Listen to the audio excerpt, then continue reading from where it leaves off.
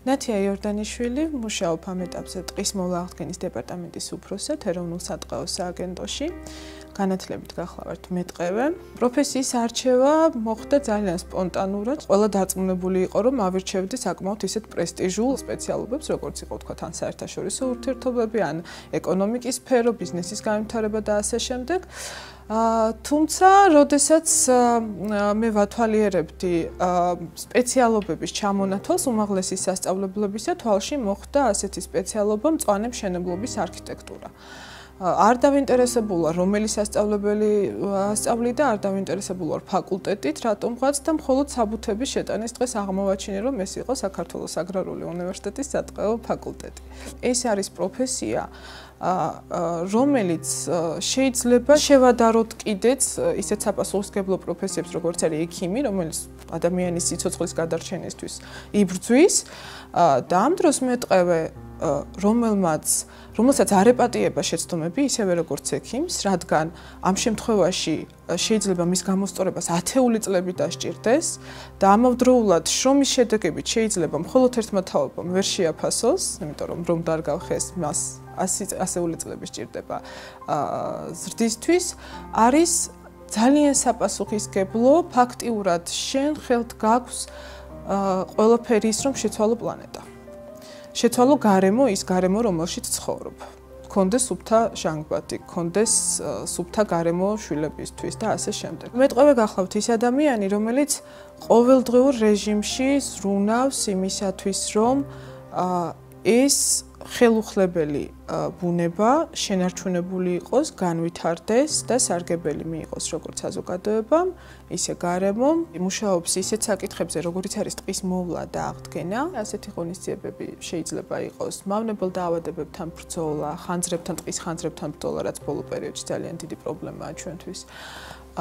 ტყის გაშენება, დარგვა, თესვა და ასე შემდეგ. აი ამ პროფესიის კარგად დაუფლებისთვის და იმისათვის, რომ კვალიფიციურ მეტყევით ჩამოყალიბდეს ადამიანი, აუცილებელია, რომ თავშივე იქნეს მიქცეული ისეთი მიმართულებებისთვის, როგორც არის საბუნებისმეტყველო საგნები.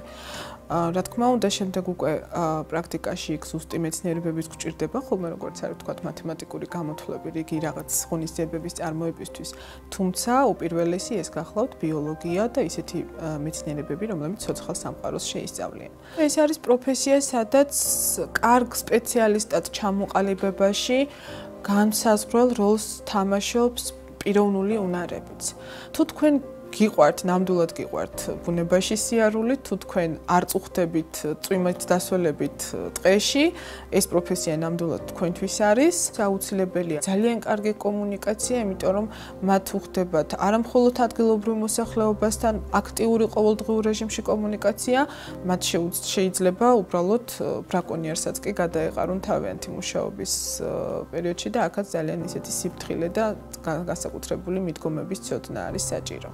შეიძლება ერთ დღეს იყო რომელიღაცა ტყეში, მთაში, მეორე დღეს სხვაგან, ასე შემდეგ. უმეტეს ნაწილს ჩვენი მუშაობისას ველზე ვატარებთ, ასე ვთქვათ. ეს რა თქმა უნდა გარკვეულ დისკომფორტთან არის დაკავშირებული, მაგრამ ამ ყველაფერს ფარავს ის მნიშვნელობის გაცნობიერება და რაც მთავარია, საინტერესოა, ძალიან საინტერესოა.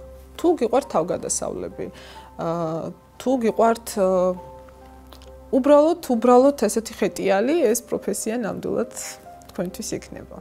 დღეს ქვეყანაში სატყეო სექტორში არის საკმაოდ დიდი პრობლემა. დიდი პრობლემა კვალიფიციური კადრების სიმცირისა.